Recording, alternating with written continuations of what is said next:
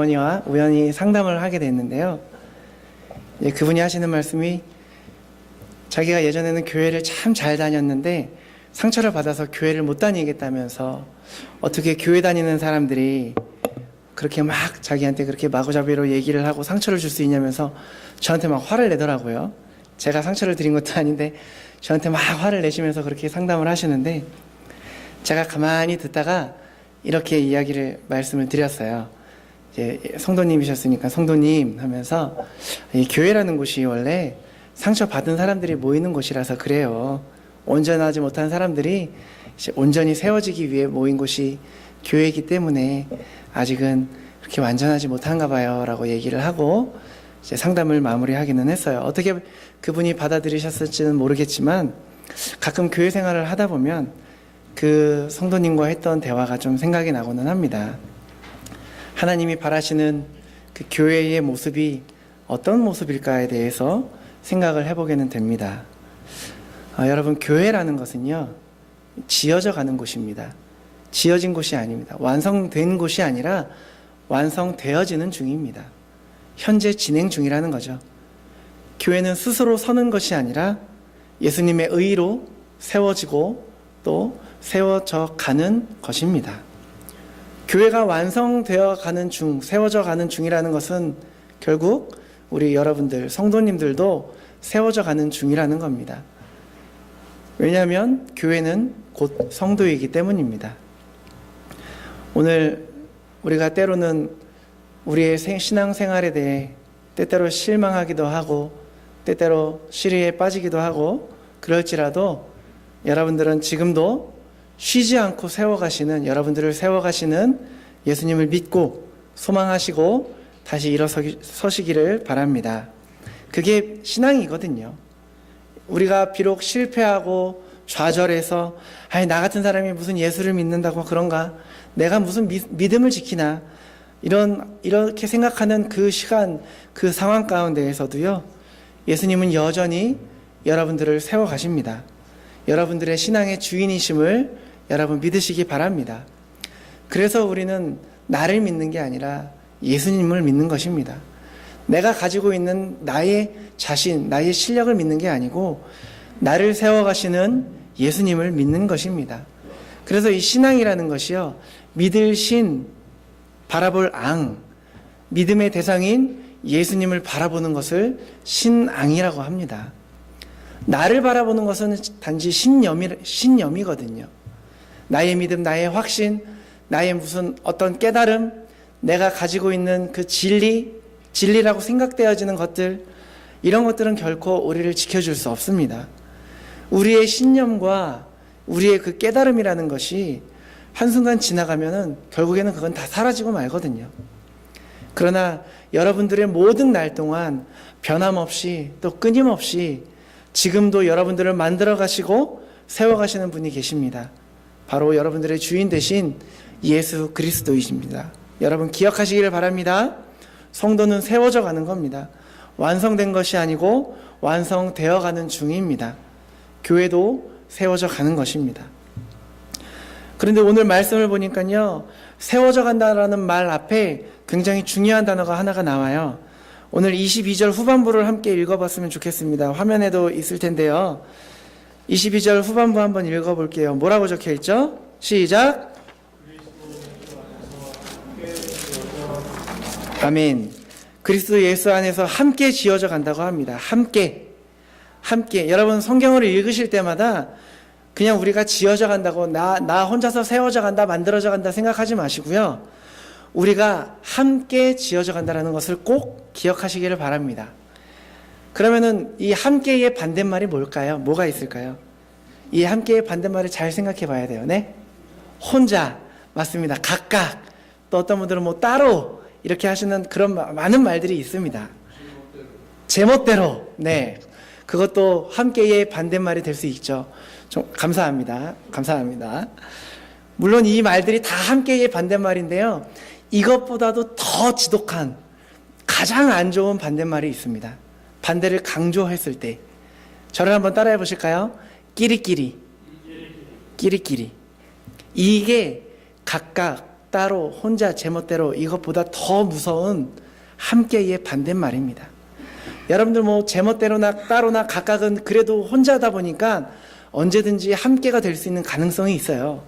그런데 끼리끼리는요, 자기들끼리 함께라고 생각하기 때문에 더 이상 다른 무리들과 함께 섞이는 것이 그들은 받아들일 수가 없어요. 대표적인 게 뭔지 아십니까? 저도 얼마 전에 찾다가 사이트를 한번 찾아봤는데 캐나다에선 들어가지더라고요. 근데 조금 무서워서 나왔는데, 북한에서요 대남 홍보용으로 쓰는 그런 사이트가 있어요. 이름이, 찾아보지 마세요. 집에 댁에 가셔서. 우리 민족끼리라고 돼 있는 데가 있는데, 한국 IP에서는 들어갈 수가 없는데 여기서는 접속이 되더라고요. 근데 일반 사람들은 그 사이트에 들어갈 수가 없어요. 근데 가끔 뉴스를 보면 이제 그 방송사들이 어떻게 접촉을 하는지, 기자들은 어떻게 들어가는지, 뭐 우리 민족끼리에 의하면 뭐 이러이러한 얘기들이 나옵니다라고 이렇게 선전물을 보도하기도 하더라고요. 여기서 우리 민족끼리의 그 우리 민족이 누구를 말하냐면 한민족을 말하는 거겠습니까? 아니에요. 북한의 그 사상과 그 주의 주장을 따르는 그 사람들끼리, 그 사람들을 우리 민족끼리라고 얘기를 하는 겁니다. 절대 융화가 될 수가 없는 거죠. 사상이나 생각이 하나가 되는 그 사람들끼리 끼리끼리 뭉쳐버리면요, 그들은 자기들끼리 함께가 되었다고 생각하기 때문에 다른 사람들은 더 이상 자기가 받아들일 수 없고 더 이상 그 마음의 문을 열질 않아요. 무서운 사상적인 장벽이 되는 겁니다. 또 성경을 찾아보니까 성경에도 그런 것들이 많이 나오더라고요. 특히 고린도 교회, 여러분 아실 거예요. 이 고린도서가 사도 바울이 고린도 교회에 쓰는 편지인데, 고린도 교회는 바울이 세운 교회죠. 근데 바울이 세워서 인도하다가 또 바울은 선교를 떠나가기 때문에 아볼로를 세웁니다. 아볼로를 후임자로 세우고 바울이 떠났는데 그 안에 분쟁이 일어나죠. 어떤 사람들은 역시 바울이 하나님의 사람이구나 하면서 바울파가 생겨나요. 또 다른 한쪽은 그래도 우리를 지금 가르치고 인도하는 건 아볼로야 라면서 아볼로파가 생겨나고, 또 어떤 사람들은 아니야, 그래도 예수님의 제자는 그 중에서 제일은 베드로지 하면서 개바파가 또 생겨나고, 아니야, 다 필요 없어, 나는 그리스도께 속했어 하면서 그리스도파까지 생겨나게 됩니다. 나와 맞지 않는 사람들, 나와 맞는 사람과 맞지 않는 사람들이 그렇게 나누어지면서 끼리끼리가 돼버리는 거죠. 그랬더니 이 고린도 교회를 초대교회 교회 중에 가장 문제가 많았던 교회라고 얘기를 합니다. 심지어 재밌는 거는요, 조류 사이에서도, 그러니까 새들 사이에서도 이 끼리끼리가 존재를 하더라고요. 이 삶이라는 동물원이라는 책에는요, 이런 말이 있어요. 한 가지 언어권 국가에도, 그러니까 한 나라에서도 여러 가지 방언, 그러니까 사투리가 존재하듯이 새들도 사투리가 있다고 해요. 그래서 흥미롭게도 이 새들은 인간처럼 자기네들 지역의 사투리를 쓰는데, 예를 들면은 이제 캘거리 출신 새들과 밴쿠버 출신의 새는 같은 종류다 하더라도 언어가 조금씩 차이가 있다고 합니다. 그런데 이 수컷 새들이 이제 노래를 막 부르면서 암컷 새들을 유혹을 하잖아요. 이 암컷 새들은 노랫소리를 가만히 듣고 얘가 나랑 같은 지방의 언어를 쓰는구나 라고 느끼면 그 새들을 더 선호해서 찾아간다고 합니다. 심지어 이렇게 새들 사이에서도 이렇게 끼리끼리가 존재를 하더라고요.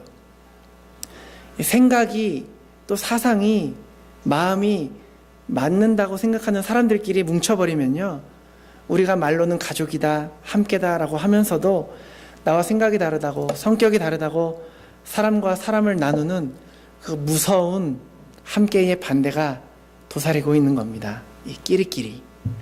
성격 맞는 사람들 끼리끼리, 마음 맞는 사람들 끼리끼리. 근데 놀랍게도 이 끼리끼리가 많은 우리 한국교회와 이곳에 있는 많은 교회 안에도 숨어 있다는 것을 여러분 잘 깨닫고, 나는 과연 어떠한 모습인가를 돌아볼 수 있는 시간이 됐으면 좋겠습니다. 이 성경이 말하는 함께라는 사람은요, 나와 성격이 맞는 사람, 내 기분에 맞는 사람, 내 마음에 맞는 사람, 이 끼리끼리가 아니고 더 깊은 의미가 있습니다. 이 말씀에서 오늘 함께 찾아봤으면 좋겠는데요. 19절 말씀 우리가 함께 합독하면 좋겠습니다. 19절입니다. 성경 없으신 분들은 화면을 보시면 화면에 준비가 되어 있습니다. 함께 읽어볼게요. 시작. 이제부터 너희는 외인도 아니요 나그네도 아니요 오직 성도들과 동일한 시민이요 하나님의 권속이라. 아멘. 예전에는 외인이었던 사람, 이 나그네였던 사람, 누구를 얘기를 하냐면 이방인들을 말하는 겁니다. 영적으로는 불신자들을 말할 수도 있겠죠.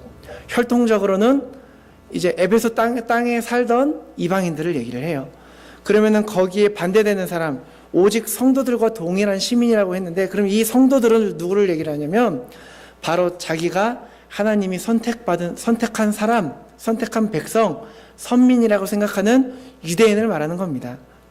자기들은 선민이라고 생각하는 그 유대교에 속해져 있던 그 사람들을 얘기를 하는데요. 이 이방인과 유대인, 사도 바울이 오늘 이 이방인과 유대인을 뭐라고 얘기를 하냐면 너희가 함께가 되었다고 얘기를 해요. 이방인과 유대인이 함께가 되었다고 합니다. 여러분, 이 얘기를 그 시대의 유대인들 앞에서 하면요, 돌로 때려서 죽이던 시절이었어요. 유대인들이 이방인들을 어떻게 취급을 했냐면 개 취급을 했어요. 그것도 보통 개가 아니에요. 애완용개는 귀엽기라도 하지 들개 취급했어요. 잡종들, 율법 없는 자들, 할례받지 못한 자들 무시하고 사람처럼도 보지 않았던 그 이방인들이었어요. 그런데 그렇게 개 취급을 받던 이방인들과 하나님의 선민, 선택받은 백성이라고 하는 그 유대인들이 너희가 함께 모여서 지어져 가는 것이 교회다라고 오늘 사도 바울이 선포를 하는 겁니다. 함께라는 것은요, 나하고 비슷한 사람, 마음이 맞는 사람, 배경이 비슷하고 사는 수준이 비슷한 사람을 얘기를 하는 것이 아니에요. 바로 원수들을 얘기를 하는 겁니다. 쳐다도 보기 싫은 사람, 괜히 생각하면 짜증나고 화나고 불편한 사람, 그 사람 때문에 괜히 교회 가는 거 마음 어려워지는 그 사람을 얘기를 하는 거거든요. 오늘 이방인과 유대인들은요, 원수지간이었어요. 유대인들은 이방인들을 개 취급했고 이방인들은 유대인들을 자기들만 잘난 체 하는 사람들이라고 잘난 놈들 하면서 상종도 하지 않았어요. 같이 식사도 안 했고 어떻게 같이 교회 생활을 한다는 것을 상상을 할 수 있겠습니까? 그런데 오늘 바울이 그 두 사람, 이방인들과 유대인들을 향해서 얘기를 합니다. 이방인과 유대인들아, 잘 들어라. 이제 너희들이 함께 지어져 간다. 여러분, 교회에는요, 여러분 마음에 맞는 사람들을 만나는 곳이 아니고요, 그렇지 않은 사람들을 만나러 오는 곳이에요. 물론 이 사실을 받아들이기는 아직 어려우신 분들도 있으시겠지만 이것을 아셔야 합니다. 왜? 이방인과 유대인이 만나는 곳이 교회이기 때문입니다. 그래서 내가 어째서 저 사람을 굳이 여기까지 와서 만나야 되나, 저 사람은 왜 하필 우리 교회에 나와서 나를 이렇게 힘들게 하나 생각하는 바로 그 사람과 여러분들이 함께하는 곳이 교회가 될 줄로, 하나님이 세워가시는 교회가 될 줄로 믿으시고 감사하시기 바랍니다. 한번 주위를 한번 둘러보세요. 오늘 그 사람이 왔나 안 왔나? 네, 그 사람이 있어야 교회입니다, 여러분. 그 사람이 있어야 교회예요. 어떤 분들은 이러시겠죠. 그런 사람 없고 다 그냥 내 마음에 드는 그런 사람들만 있으면 좋겠다. 그거는 함께가 아니에요. 끼리끼리죠. 저도 한때는 그런 생각을 한 적이 있어요. 제가 처음에 목사 안수 받고 개척을 했을 때 이런 생각을 했었죠. 이제 내가 교회 개척했으니까 내가 좋아하는 사람들, 내 마음에 맞는 사람들 모아서 같이 성경 공부하고 신앙생활하고 오순도순 살아가면 얼마나 좋을까. 정말 진정한 가족, 이것이 바로 하나님의 나라가 아닐까, 이런 위험한 생각을 했었습니다. 제가 아마 그런 교회를 만들었으면 하나님이 원하시는 교회가 아니라 인간 강승모가 원하는 그런 사람이 만들어내는 교회도 아니죠, 사람이 만들어내는 그런 그룹 모임을 만들어가지 않았을까라는 생각을 해봅니다. 사랑하는 우리 캘거리 제일감리교회 여러분들, 언제나 성경을 읽으실 때 혹은 찬양을 하실 때 함께라는 단어가 나오면 그 사람을 생각하시고 같이 기도해 주시기를 바랍니다. 이 얘기 아실는지 모르겠어요. 제가 어제 아내한테 혹시 얘기하라 하고 얘기를 꺼내봤는데 제발 하지 말라고 손수 말렸는데 한번 도전해보고자 합니다. 여러분, 혹시 할머니 할아버지의 퀴즈 얘기 들어보신 적 있으세요? 네, 감사합니다. 네, 없으신 분들을 위해서, 있으신 분들은 한 번 더 들어보시고, 모르시는 분들을 위해서 잠깐. 할아버지랑 할머니가 퀴즈 대회를 나갔대요. 할아버지가 퀴즈를 내면 할머니가 정답을 맞춰야 되는데 정답이 천생연분이었대요. 할머니한테 이제 할아버지가 여보, 당신하고 나하고 무슨 사이지? 라고 물어봤대요. 그랬더니 할머니가 원수? 그러더래요. 그래서 막 사람들이 막 웃으니까 할아버지가 막 당황을 하시면서 아니 넉자 이랬대요. 그랬더니 할머니가 딱 째려보면서 아, 평생 왼수? 그러더래요. 이랬다가 웃어주신 분들, 하나님의 기쁨이 여러분들의 삶 가운데 함께 하시기를. 네. 근데 이게 맞더라고요. 그게 천생연분이에요. 왜? 그런 할아버지와 할머니 원수가 만나게 하셔서 함께 부부로 세워가시는 그 분이 하나님이시기 때문입니다. 그래서 하나님이 함께 지어가는 교회는, 하나님께서 함께 지어가는 가정은 싸움이 잘날 없는 가정이 되시면 안 되겠지만 우리가 함께 할 수 있는 우리가 되었으면 좋겠습니다. 우리 교회가 진정으로 하나님이 지어가시는 교회라면요, 그 속에서 나와 생각이 다르고 마음이 다르고 성격이 다르고 다 다른 사람들, 그러나 그런 이방인과 유대인이 같이 결코 함께 할 수 없는 그 사람들이 함께 되게 하시는 분이 바로 예수 그리스도, 그분의 능력으로 세워가시는 곳이 바로 우리 교회인 줄 여러분 믿으시기 바랍니다. 그렇다면 어떻게 그렇게 세우시겠다라는 것인가?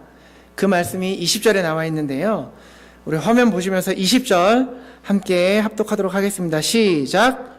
너희는 사도들과 선지자들의 모퉁이돌이 되셨느니라. 아멘. 모퉁이돌이 뭐냐면요, 이 건물을 지을 때 주춧돌이 되는 거예요. 두 벽이 직각으로 만나는 곳에 그 벽을 지탱해 주는 돌을 모퉁이돌이라고 하는데요, 예수님께서 친히 그 모퉁이돌이 되셨다고 합니다. 왜? 이방인과 유대인이 함께 만나게 하기 위해서 그 모퉁이돌이 되셨다는 거예요. 아마 예수님이 하실 수 있는 일들이 꼭 모퉁이돌이 아니더라도 여러 가지 방법이 있을 수는 있겠죠. 예를 들어서 뭐 율법을 주신다던가 이방인들에게. 왜냐하면 유대인들은 이방인들이 율법도 없는 야만 족속이라고 무시를 했으니까요. 아니면은 할례를 받게 하는 것도 한 가지 방법이 될 수가 있었겠죠. 할례 받지 못한 자들이라고 비웃었으니까.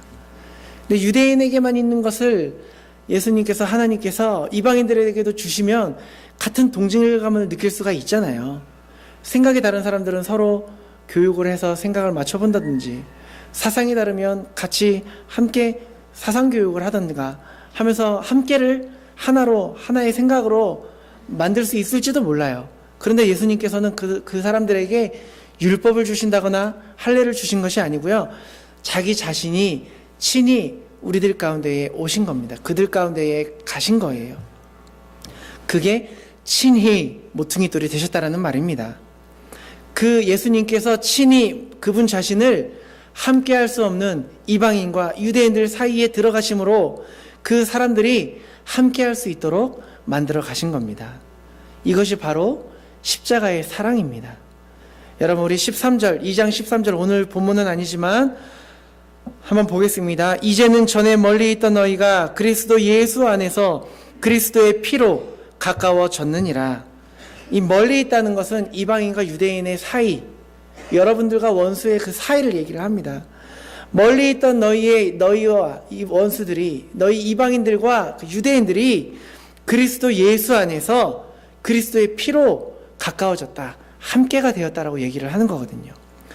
십자가의 피로 말미암아 하나님과 우리의 사이만 가까워진 것이 아니고요, 이방인과 유대인처럼 나와는 결코 함께할 수 없는 그 사람들, 나와 생각이 다르고 사상이 다르고 성격이 다르고 배경이 다르고 살아온 가치관이 다른 그 사람들이 예수 그리스도의 십자가의 보혈로 함께 세워져 가는 것, 그것이 바로 교회인 것입니다. 따라서 우리의 모든 신앙생활을요, 또 우리의 모든 인간관계를요, 여러분들이 결코 함께 할 수 없다 생각해야지는 그 사람을요, 여러분들이 함께 하려고 애쓰지 마세요. 여러분들이 아무리 노력해도 여러분들의 힘만 빠지십니다. 어렵기만 하지 되지 않아요. 그래서 저는 여러분들에게 권하고 싶습니다. 이렇게 여러분들 인간관계를요, 여러분들이 풀려고 하는 것이 아니고, 특히 예수 믿는 사람들은 더 힘들어요. 예수님 안 믿는 사람들, 소위 세상 사람들은 어떻게 해요? 좀 이렇게 싸우거나 다퉜을 때, 자, 야, 우리 술 한잔 하자 해요. 술을 마셔요. 마시면서 그래 됐어 하면서 풀어 하면서 풀리죠. 며칠은 갈 수 있겠지만 그렇게라도 풀어요. 근데 예수 믿는 사람들은 어때요? 교회 다니는 사람들은 술도 잘 못 마시잖아요. 어떻게 해요? 앉아서 성도님 우리 얘기 좀 해요 하고 불러서 같이 얘기를 해요.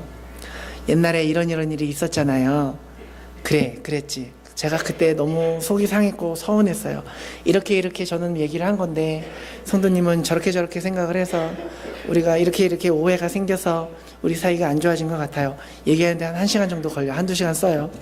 그러면서 상대방은 그랬구나. 그래 미안해. 이렇게 끝나는 게 아니라 그거는 내가 이렇게 해서 저렇게 한 거야. 한참을 걸려요.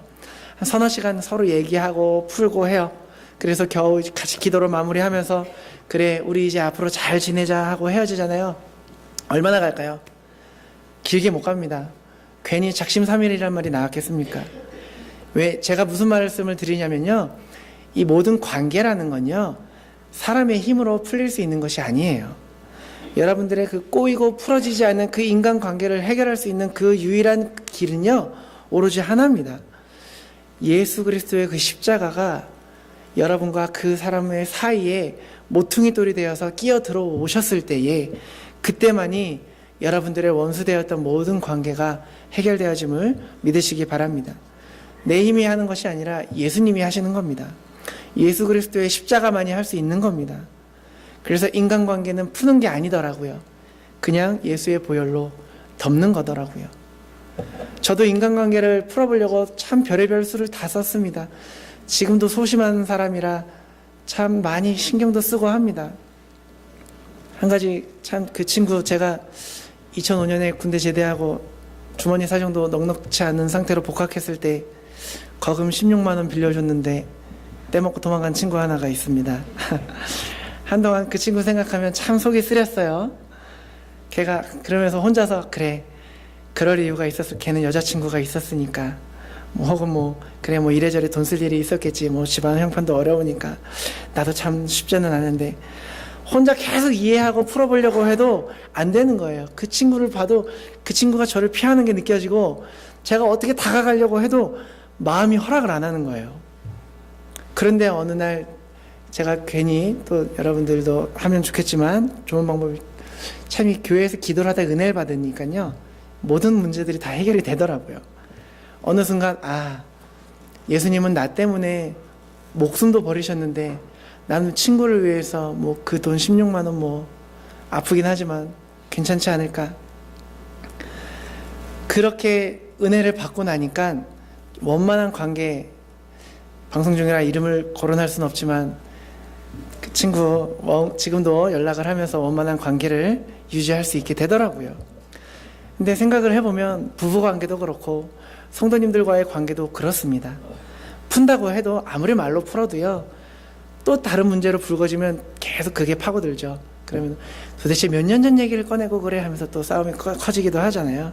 잊고 지내다가도 또 마찰이 생기면 계속 속에서 계속 올라오잖아요. 이 부딪히다 보면 계속 같은 문제가 원인이 돼서 싸우고 불거지고 커지고 그래요. 근데 이 관계들이 다 그렇습니다. 십자가의 보혈로 덮어주신다면 좀 더 내가 나은 사람이지 생각하고 내가 좀 더 하나님께 은혜를 받은 사람이지 생각하시고 덮어주세요. 보혈로. 그러면 함께가 되더라고요. 원수되었던 사람과 함께 될 수 있는 그 오로지 유일한 한 길은 예수 그리스도의 보혈로 덮는 겁니다. 우리가 그런 사람들이었잖아요. 우리가 하나님과 원수되었던 사람들이었잖아요. 그런데 하나님께서 그 아들 예수를 친히 보내셔서 우리와 함께 하시고자 십자가에 죽게 하셨잖아요. 그래서 우리가 하나님과 함께 할 수 있는 길은 오직 십자가뿐입니다. 그분이 원수된 우리와 함께 하신 것이 십자가라는 것을 여러분 믿으신다면요, 그 십자가가 나의 어떠한 원수와도 함께 할 수 있게 해주시는 하나님의 능력이라는 것을 깨달으시기 바랍니다. 함께 지어져가는 교회, 함께 세워져가는 그 교회 속에서 그 함께라는 것은 결코 내가 좋아하는 사람, 내 마음에 맞는 사람, 그 끼리끼리의 함께가 아니고 전혀 내가 함께 할 수 없다고 생각하는 그 사람, 그 사람들과 함께 세워지는 교회를 하나님께서 이루어 가심을 여러분 믿으시기 바랍니다. 그러면 하나님께서는 왜 그렇게 마음에 안 맞고 생각이 틀린 원수라고 생각하는 그 사람과 함께 지어가게 하셨는가? 21절을 함께 보면 좋겠습니다. 21절 보면 예수님의 의도가 있어요. 21절 함께 읽어볼게요. 시작. 그의 안에서 건물마다 서로 연결하여 주 안에서 성전이 되어가고. 아멘. 예수님과 함께 할 수 없는 그 사람을 자신이 모퉁이돌이 되어서 나와 연결을 하여 주신다고 나와 있죠. 연결한다는 건 내 옆에 두셨다라는 거예요. 결코 나와 함께 할 수 없다라고 생각하는 그 사람을 예수님께서 일부러 나와 연결해 주신 거예요. 그렇다면 왜 하필 나를 이렇게 마음고생하면서 살게 하실까? 왜 그 사람을 내 옆에 두게 하셨을까? 말씀의 마지막에 주 안에서 성전이 되어가고, 성전이 되어가게 하기 위해서, 여기서는 한글 성경 개역개정에서는 그냥 성전이라고 나와 있는데요, 영어 성경을 보면 홀리 템플이라고 나와요. 거룩한 성전이 되어가게 하기 위해서 그 사람과 나를 이어놨다라고 얘기를 하시는 겁니다. 여러분, 성전이 누구냐면요, 예수님 안에서 함께 하나님의 성전을 지어가는 여러분들이 성전이에요. 나 개인 한 사람 한 사람이 하나님의 성전이라는 것을 여러분 깨달으셔야 돼요. 하나님께서 여러분들을요, 거룩한 성도로 세워가기 위해서 나와 결코 함께 할 수 없는 그 사람을 내 옆에 붙여두신 거예요. 이해가 잘 안 되시면 제가 한 가지 예를 들어볼까요? 요셉을 한번 예를 들어볼게요. 요셉의 옆에는 하나님께서 누가 연결을 시켜놨냐면 형들이 있었죠. 형들을 연결시켜놨어요. 형들이 어떤 사람이었어요? 요셉을 괴롭히고 비난하고 시기하고 결국에는 요셉을 죽이려다가 애굽의 종으로 팔아버리죠. 결코 함께할 수 없는, 어떻게 그런 사람을 형이라고 얘기를 할 수 있겠어요? 그런데 그 형들을 나중에 요셉의 생애 옆에 하나님께서 붙여놓으셨고, 요셉이 국무총리가 돼서 그 형들이 앞에 왔을 때 요셉은 그 형들을 죽이는 것이 아니라 이런 위대한 고백을 하죠. 나를 이곳에 보낸 분들은 당신들이 아니고 하나님이십니다라고 고백을 해요. 이 말의 뜻이 뭐가 나와 있냐면요, 왜 이런 고백을 했냐면요, 요셉이 애굽에 팔려가서 종살이와 감옥살이 속에서 끊임없이 하나님을 생각할 수 있었고요, 하나님만을 의지할 수밖에 없는 그러한 하나님의 거룩한 성도로 내가 세워져 갔구나를 요셉이 안 거예요.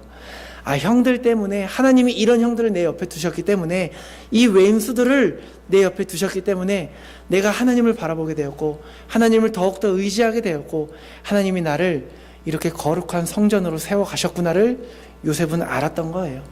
그래서 성경 곳곳에 나오는 게 뭡니까?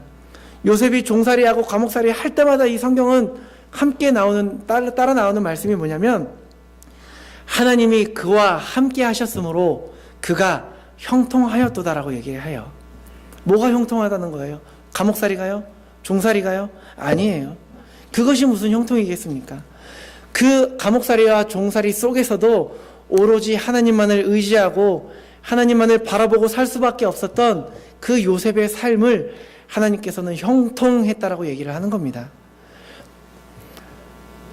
우리들 가운데에서도, 여러분들의 삶 가운데에서도 형통함이 있으시기를 축원합니다. 여러분들 이제는 좀 이해가 되시나요? 왜 여러분들 옆에 그 원수들을 놓으셨는지.